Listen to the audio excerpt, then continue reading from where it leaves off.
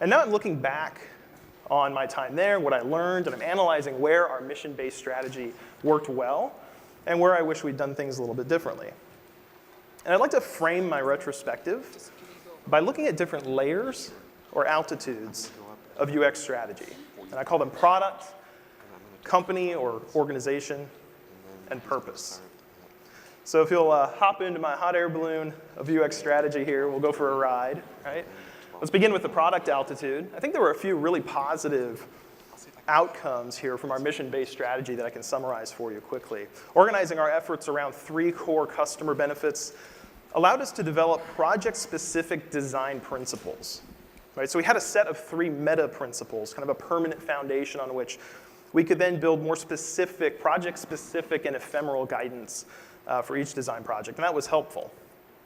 And the 3 missions also gave us a good starting point for success metrics, right? The start of a new project, we would ask, how are we going to measure the success of our new design? And if we weren't sure, the idea was at least we could gather benchmark data around those 3 missions, and that gave us a starting point to go from. And internal design reviews became a little more focused, I think. We could help leaders and stakeholders focus on the 3 missions. And if we consistently parsed their feedback through this lens, that helped us kind of separate the signal from the noise.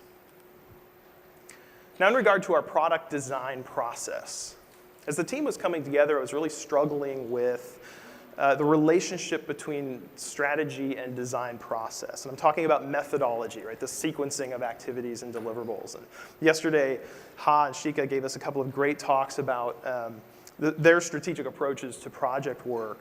But where I was a year ago, I thought, design methods, they're tactics. They're really important, but they're not really strategic. And as my thinking has evolved, I think now that your design strategy can really play an important role in helping your chosen process be a meaningful thing. And we kind of missed that, I think. The particular method I was promoting during my time there at Intuit was the double diamond model. Ha and Janaki and others have mentioned it here. It's getting a lot of love this week. I made project boards and diagrams like this, but I was often frustrated in my attempts to get product teams to really use this process. And actually, I couldn't get people outside of UX to care much about any model for project work, for design. I would ask product teams to consider, hey, should we use the double diamond model or lean UX or some other specific methodology for project work? And I would hold up our 3 missions, our strategy, right? And I would say, guys, if we're going to deliver these customer benefits, we got to do all the things in the right way, right? But now I see the flaw in my thinking, right? Because the one didn't really lead to the other.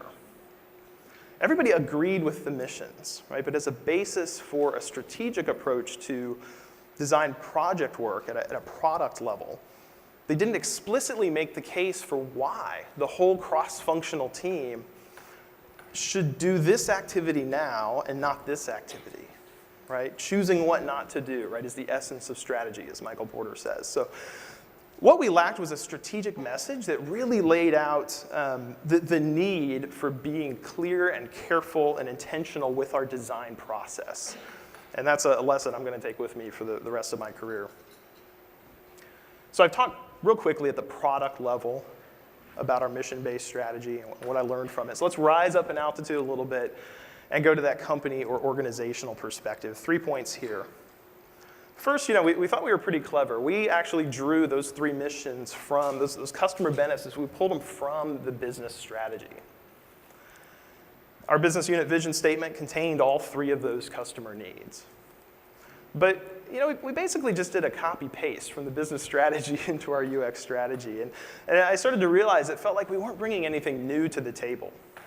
From an organizational standpoint, UX wasn't being a change agent in this area of strategy. And so it felt like our new centralized design group was just catching up to what the organization had already long been focused on, rather than leading it into a new future.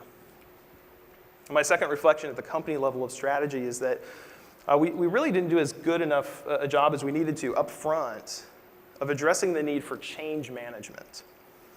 And I'll borrow a metaphor here from Eric Flowers and Megan Miller's work on service design blueprinting, which Leah also referenced yesterday. Imagine a theater stage, not unlike this, I guess. In front of the stage, you have the audience, your customers or users. And the business or organization providing the products and services is behind the stage, behind the scenes. In order to provide a good experience for the audience, you must do both tactical and strategic work within the organization behind the stage. Right? Well, here we were, this new group of experienced designers, new cast members, right? XD people surrounded by 20-year veteran employees of the company, product managers and software engineers, and we represented change in their organization. We came in and formed this new department with a unique style of working. And sometimes, we encountered indifference, skepticism, sometimes outright resistance from our coworkers in other disciplines. But here's the catch. With our UX strategy focused entirely on customer needs in front of the stage, we didn't have a game plan for winning over the hearts and minds of our colleagues in other departments as we were all working behind the stage. We had to earn their trust and build credibility. And this is strategic work we really failed to recognize up front. Now, a third bit of analysis at that company level, lack of clarity around priorities, or alignment, really, a lack of alignment around priorities. I shared this last year. As a team of 8 designers early on, the product management group gave us this list of 54 priority initiatives. I mean, we could maybe get a third of this done, perhaps, in the time that we had.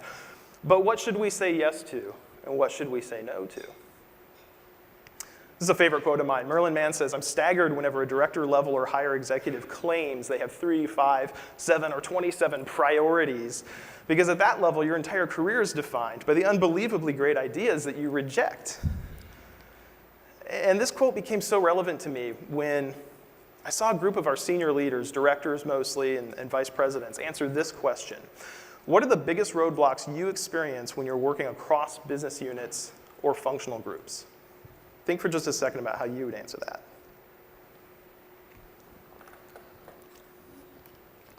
Well, their answer, their number 1 self-reported problem was conflicting priorities. Number 2, lack of a shared outcome.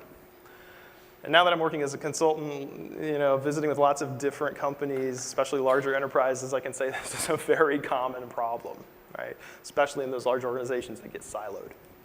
So in retrospect, helping the company consistently align on specific priorities with human-centered rationale, that may very well have been the most important thing we could have done as we formed our new team at a strategic level. And those customer benefit missions, they were the right thing to do for our users, but they didn't help us with this internal corporate problem. So we've gone through 2 layers of altitude. I think the third altitude is purpose. And the ProTax group at Intuit had a purpose, bring the power of time and money to accountants and their clients so they may prosper. And that's a good purpose statement for that business, right? But our UX strategy, I think, didn't really engage in a complementary way at this high level of purpose. In just grabbing those 3 customer benefits and kind of calling them our missions, we placed our focus on how to help tax preparers serve the prosperity of their clients. But I don't think we engaged deeply enough with design thinking about why their prosperity mattered in a broader sense.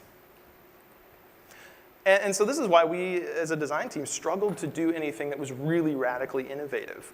Last year I showed you this diagram and I talked about how we as an XD team aspired to rise above just those incremental small product improvements and do really transformational design work, right? Take moonshots.